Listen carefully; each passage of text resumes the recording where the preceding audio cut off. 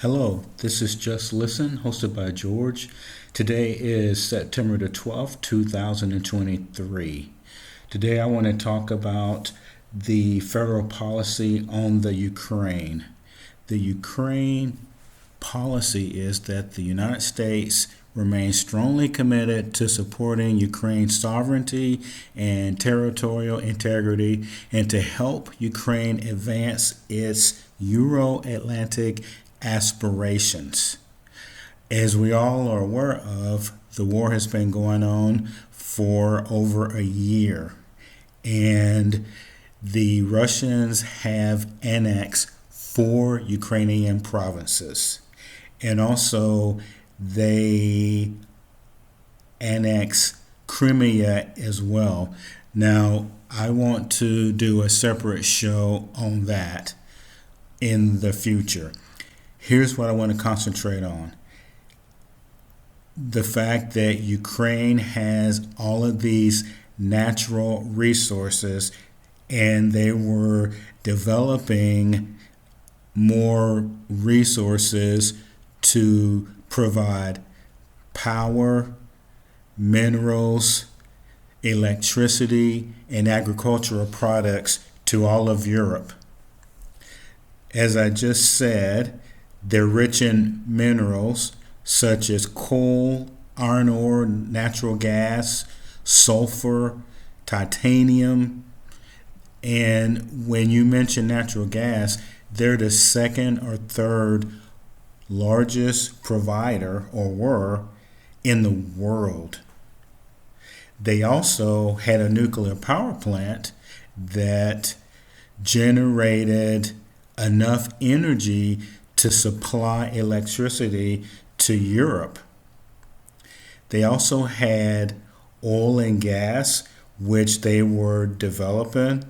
They were providing these services already to Europe. Agriculture was another big one. They were, in 2021, they made 27.8 billion in agricultural exports, and they are the world's top producer of sunmeal, oil and seed, and the world's top exporter of what I just said, sunflower meal and oil. Now, they also have something called lithium. What do we do with lithium? Well, lithium are used in batteries for the electric cars and anything else that has a long-term battery. Now, we have to understand that we didn't just find those. The Ukrainians were already developing these and were looking to refine, build, and to get a bigger production. That's why the United States was a partner with them, and also Europe. Well, the Russians knew that, and I would submit to you that that's why the war started.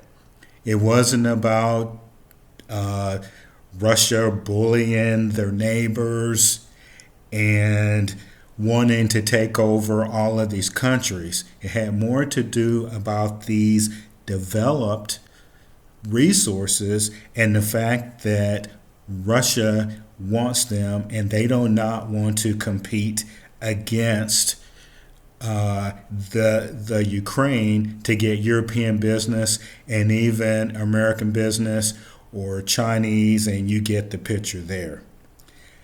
This is the first war that I believe is a war about natural resources, taking them away from a sovereign nation. That changes the whole playbook to how we should address it. Now, there are some that say things about the war already, but like I said previously, I want to put a new spin on it. So if the Ukraine has had 4 provinces annexed already, and also Crimea. Crimea was their port, like I said earlier. I believe that the Ukrainians must make peace with Russia. And I don't believe, based on the current strategies, that they can effectively draw the Russians out of the country. I don't see that. And I checked multiple sources as far as looking at what a long-term strategy would be. Now, I'm going to do a show about that too, and I can get into that portion. So if I'm saying that the Ukrainians need to make peace, here's how I think that they should do it. And this is new thinking. So the Russians have already annexed probably about 25% of the country. And I think that the Ukrainians should use that as leverage to establish new borders. And I think that, with that being said, they need to be partners with the Russians in the disputed territories and basically say, you can have it, but let us help you develop the resources there. And then through this partnership, we can both make money off of this. That would be number one. Number two, the people living in those annexed areas would have dual citizenship with Russia and with Ukraine, and they would pay taxes to both. I'm sure that they could work some kind of deal out. The other part of it being a territory of Russia, the Ukrainians would have to convince them that any money made would be divided equally between the two countries.